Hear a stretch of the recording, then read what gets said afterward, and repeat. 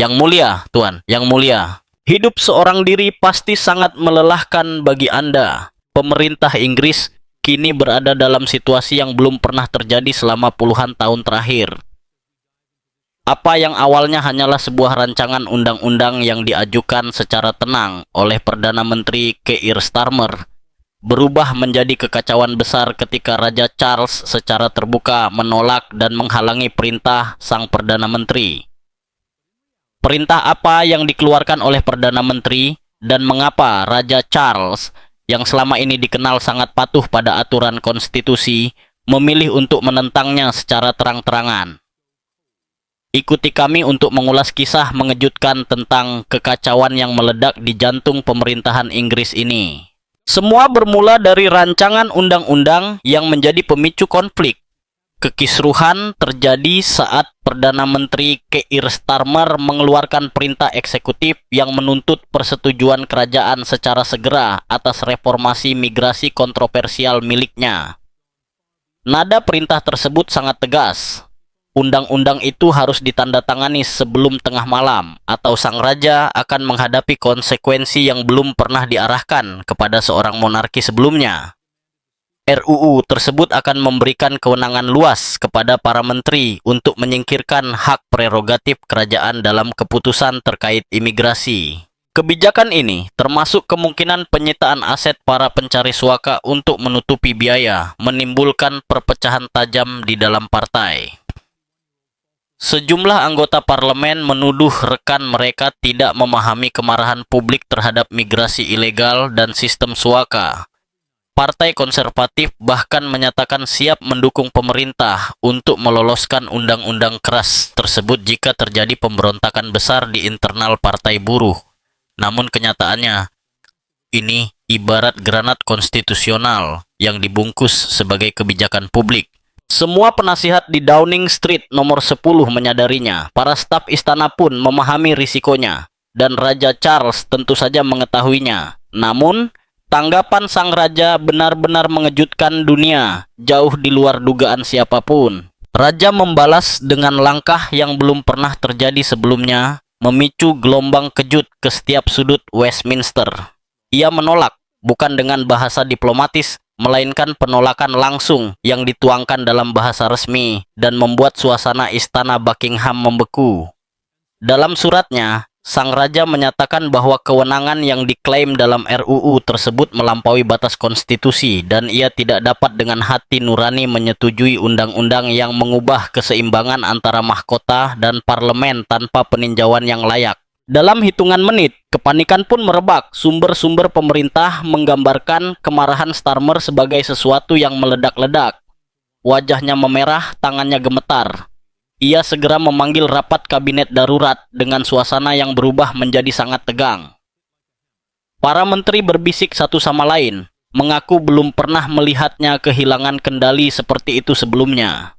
Menurut orang dalam, Starmer membanting surat dari raja ke atas meja dan berteriak bahwa monarki telah lupa siapa yang sebenarnya menjalankan negara. Ia bahkan menyatakan bahwa institusi kerajaan hanya ada atas izin pemerintah. Beberapa menteri kemudian mengakui bahwa saat itulah mereka menyadari sang Perdana Menteri telah melampaui batas agresi politik yang wajar. Kemudian Starmer melakukan langkah yang benar-benar menerobos seluruh batas konstitusional. Ia menelepon langsung istana Buckingham dan menuntut untuk berbicara dengan raja. Permintaan itu ditolak oleh sekretaris pribadi raja, dan penolakan tersebut justru membuatnya semakin tidak terkendali. Para saksi menyebutkan suaranya bergetar karena amarah saat ia melontarkan ancaman. Tidak pernah sebelumnya seorang Perdana Menteri Inggris berbicara kepada mahkota dengan cara seperti itu. Dilaporkan bahwa Starmer bersikeras untuk berbicara dengan Raja Charles saat itu juga ditolak oleh sekretaris pribadi, lalu mengeluarkan ancaman yang membuat para politisi senior terdiam. Krisis resmi pun dimulai, namun gelombang kebingungan berikutnya sudah terbentuk. Dan dampaknya akan jauh lebih besar dari yang dibayangkan siapapun. Sementara Westminster dilalap amarah sang Perdana Menteri, kemarahan rakyat telah lama mendidih di bawah permukaan. Para veteran lanjut usia yang selama ini terabaikan oleh sistem kesehatan yang kewalahan menjadi simbol nyata dari frustrasi nasional. Salah satunya adalah James Patterson, seorang veteran perang Falklands berusia 71 tahun yang ia telah menunggu selama 9 bulan untuk menjalani operasi jantung yang sangat penting. Dokter umumnya mengatakan bahwa sumber daya tidak tersedia. James menyatakan bahwa ia telah mempertaruhkan nyawanya demi negara ini. Namun kini ia bahkan tidak bisa mendapatkan perawatan yang dapat menyelamatkan hidupnya. Pernyataan itu ia sampaikan sambil menangis. Istrinya, Margaret, menangis setiap malam karena takut suatu pagi ia akan terbangun dan mendapati suaminya telah meninggal dunia. Sementara itu, para migran yang datang dengan perahu kecil justru langsung menerima layanan kesehatan, tempat tinggal, serta bantuan hukum. Kontras yang tajam ini membuat kemarahan publik semakin memuncak. Para pensiunan harus memilih antara memanaskan rumah mereka atau membeli makanan. Di saat yang sama, para pejabat pemerintah menikmati makanan bersubsidi dan anggaran pengeluaran yang besar. Rasa ketidakadilan pun terus menumpuk dan berubah menjadi tekanan kolektif. Tidak mengherankan jika kemarahan publik ini menyiram bensin ke dalam krisis konstitusional yang sedang berlangsung. Setiap keluarga memiliki kisah penderitaan sendiri. Setiap kota menyimpan potensi demonstrasi. Inggris berada di ambang ledakan, dan konfrontasi Starmer dengan sang raja menjadi pemicu utamanya. Namun, ketidakadilan terhadap para veteran yang telah mengabdikan hidup mereka bagi negara bukanlah satu-satunya faktor yang memperburuk kekacauan. Tadi malam, Presiden juga menyinggung isu ini dalam konteks Timur Tengah. Selain kisah-kisah tersebut, Jenderal Sir Nick Parker menggambarkan undang-undang baru Irlandia Utara yang diajukan Keir Starmer sebagai ancaman serius terhadap keamanan nasional. Ia menyatakan bahwa undang-undang tersebut akan membuat personel militer hidup dalam ketakutan akan tuntutan hukum yang tidak beralasan di masa depan hanya karena mereka menjalankan tugas. Mantan Panglima Angkatan Darat itu menyampaikan pernyataannya setelah intervensi yang belum pernah terjadi sebelumnya dari 9 jenderal bintang 4 yang secara terbuka mengkritik Perdana Menteri atas rencana pemerintah. Menjelang hari peringatan, sejumlah mantan perwira paling senior Angkatan Darat menuduh Starmer membiarkan hukum hak asasi manusia disalahgunakan hingga melemahkan efektivitas militer Inggris. Dalam surat terbuka yang dilihat oleh The Telegraph, mereka memperingatkan bahwa kepercayaan para prajurit terhadap sistem hukum telah runtuh ke titik yang sangat berbahaya. Reaksi keras dari para tokoh militer pensiunan paling senior ini menegaskan bahwa pemberontakan telah lama berkembang terkait RUU masalah Irlandia Utara. Di sisi lain, Jenderal Sir Richard Barrons, mantan Kepala Komando Gabungan Inggris, juga termasuk penandatangan surat tersebut dan menyatakan bahwa risiko terhadap pasukan khusus sangatlah serius. Dalam wawancaranya dengan The Telegraph sebelum surat itu dipublikasikan, ia mengatakan bahwa dampak kebijakan ini terasa langsung pada para prajurit terbaik dan paling terlatih di Angkatan Darat Inggris, yakni pasukan khusus, karena mereka harus yakin bahwa ketika mereka ditugaskan dalam situasi berbahaya dan melakukan yang terbaik, mereka tidak akan terus-menerus diburu secara hukum. Ia menambahkan bahwa kondisi ini menyebabkan banyak personel berkualitas tinggi memilih keluar karena tidak yakin mereka akan terlindungi dari perburuan hukum yang berulang.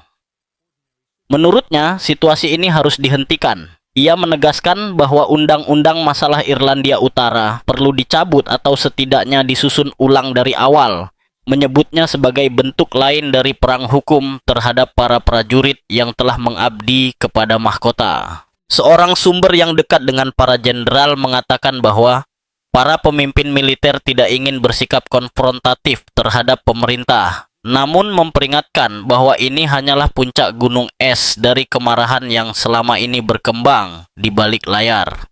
Mereka menambahkan bahwa kepemimpinan pemerintah menolak untuk berdialog mengenai isu ini. Ini merupakan ancaman langsung terhadap keamanan nasional.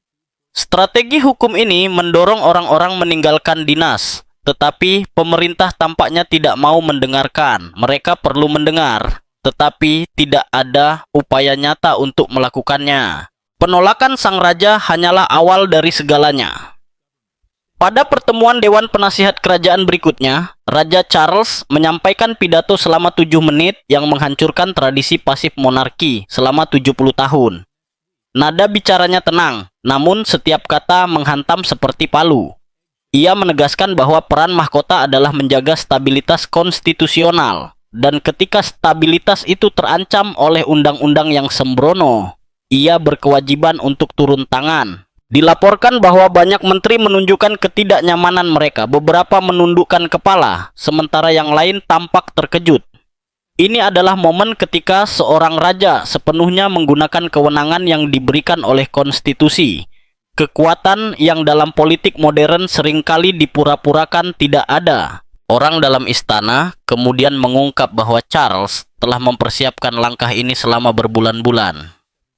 Sang raja secara diam-diam berkonsultasi dengan para ahli hukum konstitusi, bahkan mengadakan diskusi pribadi dengan mantan Perdana Menteri dari berbagai partai. Ia juga melakukan analisis menyeluruh terhadap berbagai krisis di negara-negara persemakmuran. Ia sepenuhnya memahami apa yang sedang dilakukannya. Menurut sumber senior istana yang berbicara secara anonim, Charles juga berkonsultasi dengan para penasihat lama mendiang Ratu Elizabeth.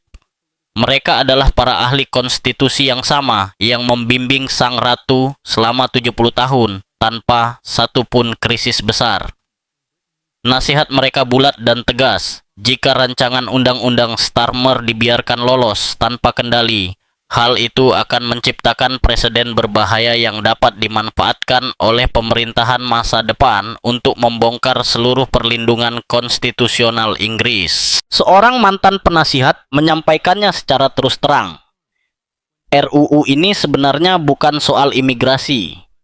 Intinya adalah apakah Inggris masih merupakan monarki konstitusional atau justru sedang meluncur menuju bentuk kediktatoran terpilih. Berlawanan dengan gambaran yang dilontarkan Perdana Menteri yang sedang murka, penolakan sang raja bukanlah tindakan spontan seorang monarki. Itu adalah langkah pertahanan konstitusional yang dihitung dengan cermat.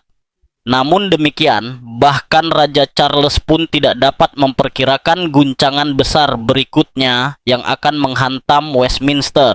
Dampak dari kekacauan pun segera terasa. Pasar keuangan bereaksi dengan kecepatan yang brutal. Dalam waktu 90 menit setelah penolakan raja, miliaran pound menguap dari indeks FTSE 100. Nilai pound sterling anjlok tajam terhadap dolar. Para investor internasional mulai meragukan stabilitas Inggris. Jika monarki dan pemerintah berada dalam konflik terbuka, jaminan apa yang masih tersisa? Bank of England menggelar rapat darurat hingga larut malam.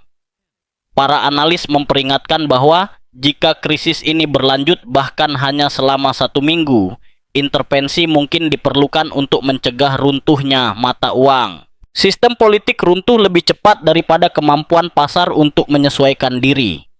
Di dalam partai buruh, situasi memburuk seketika. Angela Rayner dilaporkan kehilangan kesabaran dalam sebuah rapat strategi, berteriak bahwa Starmer telah kehilangan akal sehatnya. David Lammy menolak membela Perdana Menteri di televisi. Para anggota parlemen senior secara terbuka mengecam pemerintah karena melampaui kewenangannya dengan menilai bahwa konfrontasi dengan monarki sama sekali tidak perlu. Namun keadaan terus memburuk.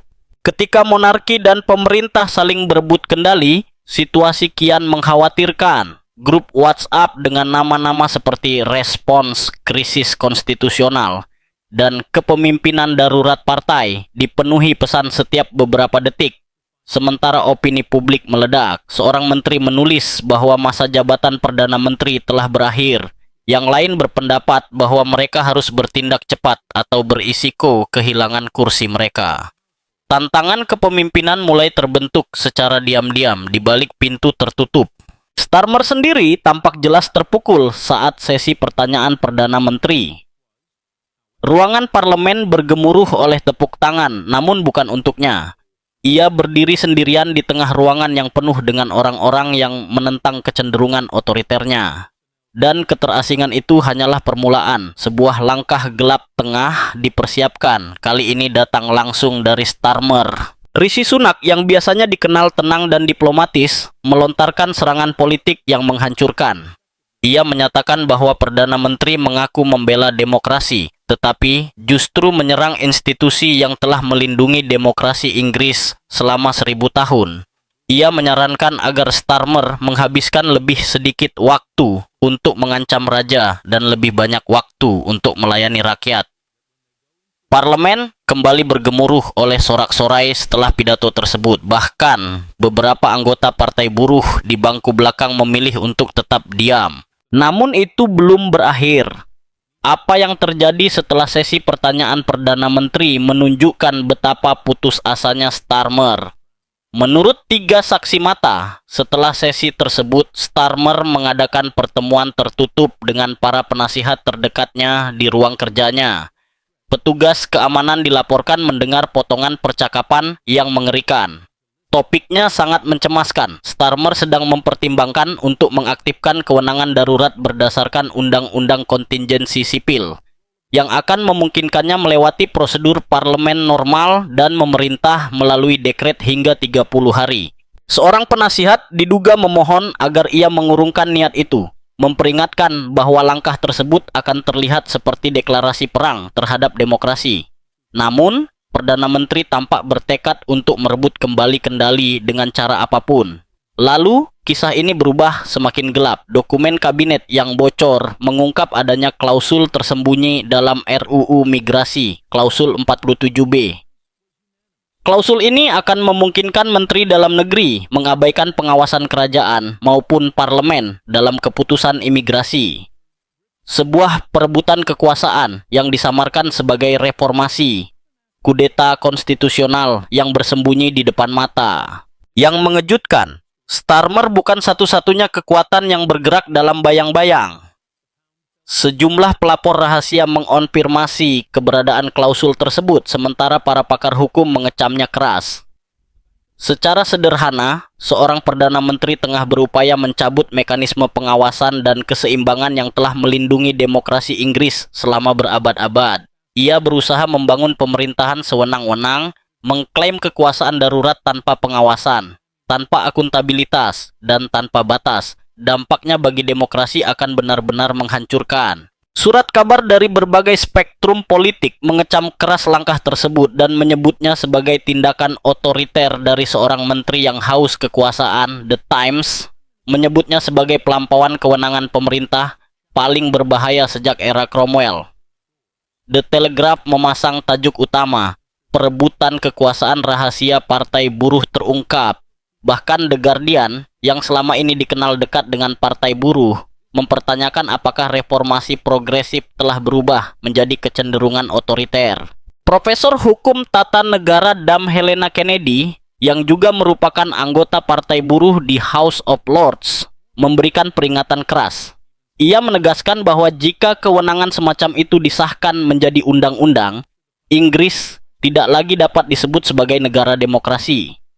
Dalam situasi ini, Starmer tidak terlihat sebagai seorang reformis yang kuat, melainkan sebagai sosok yang berusaha memusatkan kekuasaan dalam skala yang belum pernah terjadi sebelumnya.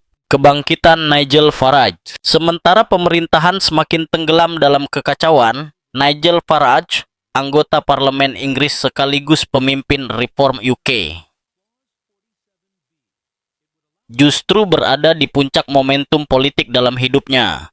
Ketika Starmer tersandung dan para menteri Partai Buruh saling merencanakan langkah satu sama lain, Farage tampil tenang dan penuh percaya diri di hadapan rapat umum yang selalu dipadati massa di seluruh Inggris. Saat Partai Buruh terpuruk, Farage justru melesat. Dalam berbagai pidatonya, ia menegaskan bahwa dirinya bukanlah pihak yang menyerang monarki atau mengubah konstitusi. Ia memposisikan diri sebagai pelindung tradisi Inggris. Pesan ini menggema kuat di hati ribuan warga yang merasa negara mereka sedang kehilangan jati dirinya. Hasil jajak pendapat pun segera menunjukkan Reform UK melampaui Partai Buruh. Basis-basis kuat Partai Konservatif berubah menjadi arena perebutan sengit. daerah-daerah Red Wall mulai condong ke reform. Media sosial dibanjiri potongan video pidato Farage yang penuh semangat. Untuk pertama kalinya dalam sejarah politik Inggris, Partai Farage berada dalam jarak nyata menuju kekuasaan. Di daerah Red Wall yang dimenangkan Partai Buruh pada 2024, reform kini unggul 6 hingga 9 poin.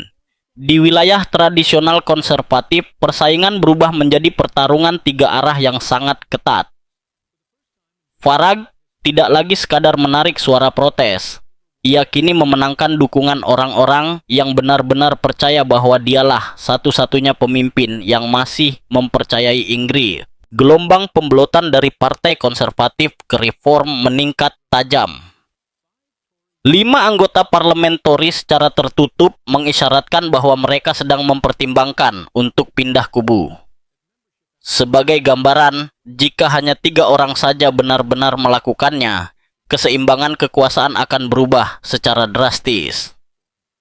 Wakil Ketua Reform mengatakan kepada Sky News bahwa permintaan keanggotaan begitu besar hingga situs mereka sempat lumpuh 3 kali dalam satu hari. Pesan dari rakyat Inggris jelas, mereka sudah muak dengan politisi yang meremehkan negaranya sendiri. Yang paling menarik, Farage bahkan tidak perlu menyerang pemerintah secara langsung. Krisis itu sendiri sudah melakukannya untuknya. Namun, disinilah situasi menjadi semakin menarik. Para pemimpin dunia mulai angkat bicara, dan ironisnya, intervensi mereka justru memperburuk keadaan bagi Starmer. Hampir setiap pernyataan dari luar negeri tampak memperdalam krisis. Perdana Menteri Kanada baru-baru ini menekankan pentingnya monarki konstitusional dalam menjaga stabilitas demokrasi. Sebuah komentar yang jelas diarahkan pada krisis Inggris saat ini. Pemimpin oposisi Australia, Peter Dutton, melangkah lebih jauh dengan menyebut konfrontasi Starmer dengan raja sebagai sebuah aib bagi persemakmuran. Namun, intervensi paling merusak justru datang dari sumber yang tidak terduga. Mantan Presiden Amerika Serikat Barack Obama yang biasanya sangat diplomatis dalam menyikapi politik Inggris, mengatakan kepada wartawan di Washington, keunggulan monarki konstitusional adalah kemampuannya menjadi pengimbang terhadap pelampauan kekuasaan eksekutif. Ketika Anda menyerang sistem itu, Anda tidak sedang bersikap progresif, Anda justru sedang bersikap berbahaya. Pernyataan tersebut meledakkan pemberitaan media, mendominasi berita di Inggris selama 6 jam penuh. Bahkan juru bicara Presiden Biden pun terpaksa memberikan komentar dengan menyampaikan dukungan yang terdengar enggan. Pernyataan tersebut menegaskan pentingnya lembaga-lembaga demokrasi dan norma konstitusional. Sebuah pesan yang secara luas dipahami sebagai kritik terhadap Starmer tanpa menyebut namanya secara langsung. Pesannya sangat jelas, para sekutu terdekat Inggris khawatir Starmer telah melangkah terlalu jauh. Mereka menilai tindakannya tidak hanya mengguncang stabilitas negaranya sendiri, tetapi juga merusak konsep monarki konstitusional yang menjadi fondasi demokrasi di seluruh persemakmuran. Inggris pun tampak rapuh, para sekutu merasa gelisah, investor menjadi was-was, warga negara diliputi kemarahan. Di dalam Downing Street nomor 10, kepanikan berubah menjadi keputusasaan. Para menteri berdebat di lorong-lorong. Para penasihat mulai bersiap menghadapi kemungkinan runtuhnya ekonomi. Tantangan terhadap kepemimpinan pun berkembang secara diam-diam. Pemerintahan terlihat seolah-olah sedang terurai di depan mata. Namun di tengah kekacauan itu, Raja Charles tetap tenang. Keheningannya justru menjadi simbol kekuatan monarki. Bagi banyak orang, ia tampak sebagai satu-satunya sosok dewasa di ruangan itu. Para pengamat menyoroti kontras tajam antara strategi Charles yang penuh perhitungan dan upaya Starmer yang tampak panik dalam memaksakan kewenangannya. Penolakan sang raja bukanlah pembangkangan tanpa tujuan. Itu adalah intervensi yang dirancang secara hati-hati untuk menjaga keseimbangan konstitusional.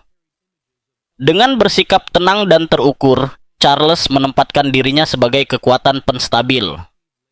Sementara pemerintah terlihat semakin ceroboh, ketenangan sebelum badai tidak pernah berlangsung lama. Apa yang terjadi selanjutnya membawa Inggris ke tepi jurang. Bagi pemerintah Inggris, 7 hari ke depan menjadi penentu segalanya. Hari Selasa akan digelar sidang darurat parlemen, di mana Starmer harus menghadapi mosi tidak percaya. Jika 40 anggota parlemen Partai Buruh memilih abstain atau menentangnya, sesuatu yang menurut sumber internal semakin mungkin terjadi, pemerintahannya akan tumbang. Orang dalam menyebut pemungutan suara ini sebagai ujian loyalitas pertama yang sesungguhnya sejak krisis meletus. Dengan semakin banyak anggota parlemen Partai Buruh yang merasa tidak nyaman atas konfrontasinya dengan raja, puluhan di antaranya memilih menjauh atau memberi sinyal pembangkangan. Bisik-bisik tentang tantangan kepemimpinan beredar di lorong-lorong Westminster, diperkuat oleh panggilan panik dari para menteri yang berusaha menyelamatkan keadaan. Di lantai House of Commons, ketegangan juga meningkat tajam. Starmer tampak kesulitan menjaga ketenangan, berusaha membela RUU tersebut sambil mengecilkan arti klausul yang menghapus pengawasan kerajaan. Suaranya terdengar goyah ketika anggota parlemen menantangnya secara terbuka. Di seberang ruangan, anggota parlemen dari Partai Konservatif dan Reform UK mengamati dengan saksama, siap memanfaatkan setiap celah dalam pertahanan Partai Buruh. Hari Rabu akan diwarnai pidato tahunan Raja di parlemen, yang kini memiliki makna luar biasa besar. Setiap kata akan dianalisis untuk mencari pesan tersirat. Akankah Charles membela keputusannya secara terbuka? Apakah ia akan menyerukan persatuan nasional? Atau justru keheningannya akan berbicara lebih keras dari kata-kata? Hari Kamis menjadi tenggat waktu persetujuan kerajaan atas 3 RUU besar lainnya yang masih menunggu. Jika Charles juga menolak ketiganya, Inggris akan memasuki krisis konstitusional penuh tanpa jalan keluar yang jelas. Hari Jumat membawa pemilihan sela lokal di 4 daerah pemilihan yang sebelumnya dimenangkan Partai Buruh dengan mudah. Namun, jajak pendapat menunjukkan Reform UK berpotensi memenangkan 3 di antaranya. Hasil yang akan memicu kepanikan total di tubuh Partai Buruh. Di internal Partai Buruh, kepanikan dan konflik semakin memuncak. Wakil pemimpin Angela Rayner dilaporkan keluar dengan marah dari rapat darurat, sementara Menteri Luar Negeri bayangan David Lammy menolak membela Starmer di depan publik. Para anggota parlemen secara terbuka mengkritik pemerintah karena dinilai melampaui batas, dengan menyebut konfrontasi dengan monarki sebagai langkah yang tidak perlu dan berbahaya. Kelompok-kelompok kepemimpinan mulai menyusun rencana. Sejumlah anggota parlemen di bangku belakang bahkan secara terbuka membahas kemungkinan menyingkirkan Starmer demi mencegah konflik konstitusional, semakin merusak peluang elektoral mereka dan memperparah kondisi ekonomi nasional yang terus melemah. Tekanan terhadap Starmer pun mencapai titik ekstrem. Ia terisolasi, dikepung dari segala arah dan semakin terdesak. Di satu sisi, terdapat janji stabilitas dari pemerintahan Partai Buruh, klaim akan menenangkan ekonomi dengan rencana masa depan yang kredibel. Namun di sisi lain, krisis ini justru mempertanyakan apakah kepemimpinan tersebut masih mampu bertahan. Upaya Starmer untuk menenangkan para menteri dan masyarakat sama sekali tidak berhasil meredam kepanikan yang terus meningkat. Namun, itu belum menjadi akhir dari masalah. Ketika pemerintah berusaha menyatukan kembali perbedaan di internal kepemimpinan, kemarahan publik justru semakin membesar. Warga biasa turun ke jalan di berbagai kota di Inggris, menuntut pertanggungjawaban. Para pensiunan rela kedinginan di rumah mereka sebagai bentuk protes terhadap mahalnya harga bahan bakar. Sementara para veteran menuntut perhatian serius terhadap kebutuhan layanan kesehatan mereka.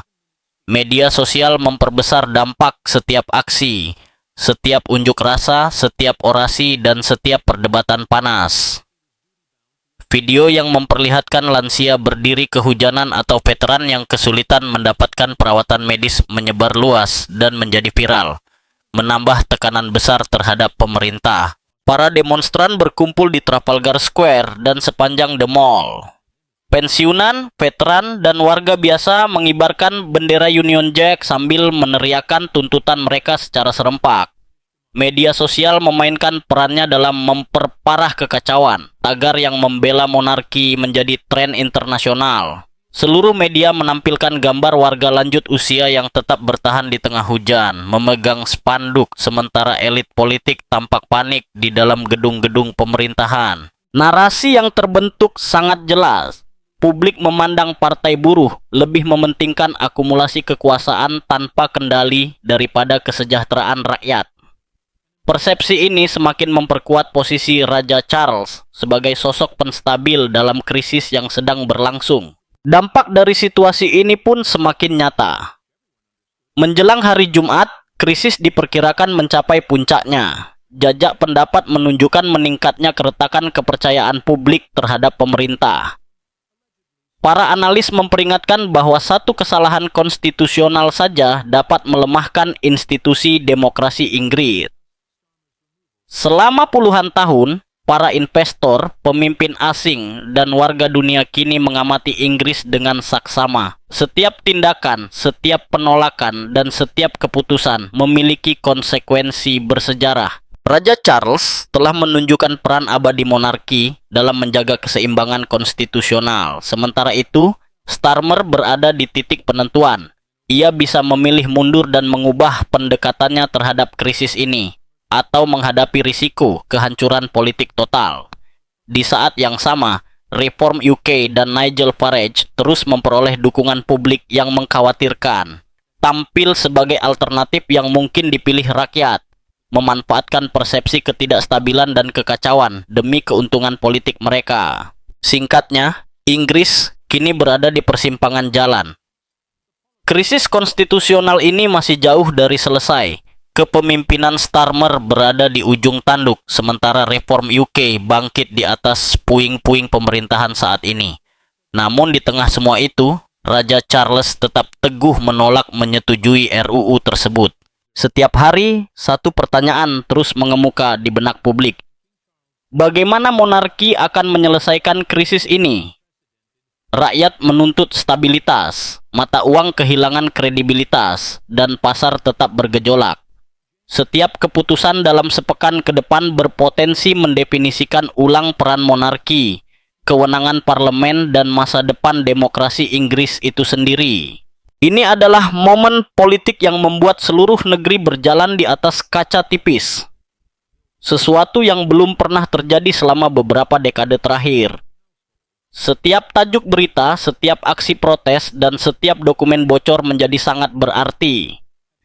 Langkah selanjutnya dari Raja Charles dan Starmer akan menentukan apakah Inggris mampu melewati gejolak ini dengan monarki konstitusional tetap utuh atau justru menghadapi perombakan kekuasaan yang mendasar. Faktanya, pertanyaannya kini bukan lagi apakah Starmer bisa memperbaiki hubungannya dengan sang raja. Pertanyaan sebenarnya adalah apakah ia mampu bertahan sebagai Perdana Menteri hingga akhir pekan ini. Inggris menyaksikan pemerintahannya runtuh secara nyata, ekonominya terguncang oleh ketidakpastian konstitusional, dan lanskap politiknya berubah dengan cara yang tak pernah dibayangkan sebelumnya. Krisis ini akan dipelajari selama puluhan tahun ke depan, sebagai momen ketika seorang Perdana Menteri lupa bahwa di Inggris, kekuasaan selalu memiliki batas, tradisi menuntut penghormatan, dan mahkota ada justru untuk mencegah orang-orang seperti dirinya melangkah terlalu jauh. Dan di pusat pusaran kekacauan ini berdirilah Keir Starmer. Hingga beberapa minggu lalu, hampir tidak ada yang membicarakan pemotongan anggaran. Namun kini, sosok Perdana Menteri terlihat semakin terisolasi, tertekan, dan jelas kewalahan ketika berada di balik pintu tertutup. Bahkan para sekutu terdekatnya mengakui bahwa ia telah melakukan kesalahan perhitungan yang bersifat fatal. Seorang tokoh senior Partai Buruh mengatakan kepada The Times bahwa Starmer mengira ia bisa menekan raja seperti caranya menekan anggota parlemen di barisan belakang. Ia lupa bahwa Charles telah dipersiapkan untuk peran ini selama 70 tahun. Satu hal yang pasti, pandangan publik terhadap Raja Charles telah berubah drastis. Dari yang semula dianggap hanya sebagai raja transisi yang melangkah ke dalam bayang-bayang besar pendahulunya, kini ia dipandang sebagai kekuatan penstabil di tengah runtuhnya pemerintahan. Jajak pendapat mencerminkan perubahan ini hampir seketika. Tingkat persetujuan publik terhadap respons sang raja atas tuntutan keras dan menekan dari Perdana Menteri terus meningkat. Bahkan dalam beberapa kasus melampaui angka yang tidak pernah terlihat sejak tahun-tahun awal pemerintahan Ratu Elizabeth II. Generasi yang lebih tua menyebut keputusan Charles sebagai langkah yang bermartabat. Sementara itu, pemilih muda yang biasanya tidak terlalu peduli pada monarki mengakui merasa lega karena akhirnya ada sosok berkuasa yang berani berkata cukup. Tak kalah penting, banyak pendukung setiap partai buruh mulai secara terbuka menyuarakan kekecewaan dan rasa dikhianati oleh pemerintah mereka sendiri. Para pengkritik pemerintah justru memuji Raja Charles karena melakukan hal yang tidak berani dilakukan para menteri, menarik garis batas yang tegas. Bahkan, para penentang monarki berada dalam posisi yang canggung. Mereka yang tidak menyukai institusi kerajaan pun terpaksa mengakui bahwa Charles telah mencegah seorang Perdana Menteri memaksakan RUU yang mengandung pelampauan kekuasaan luar biasa. Alih-alih melemahkan demokrasi, mahkota justru secara tak terduga melindunginya. Pada akhirnya, krisis ini menghasilkan dampak yang tidak diperkirakan siapapun. Raja Charles muncul dengan posisi yang lebih kuat, parlemen terpecah, dan publik tersadar akan rapuhnya demokrasi mereka sendiri. Sementara itu, sang Perdana Menteri menghadapi penghakiman politik yang tak lagi bisa ia hindari. Starmer baru menjabat sebagai Perdana Menteri sedikit lebih dari 1 tahun. Pertarungan ini jelas tidak seimbang. Maka pertanyaan terpenting pun muncul. Apakah Starmer baru saja menghancurkan seluruh karier politiknya dengan memilih konflik ini? Ataukah Raja Charles baru saja membuktikan bahwa monarki masih memiliki kekuatan nyata ketika Inggris membutuhkan perlindungan?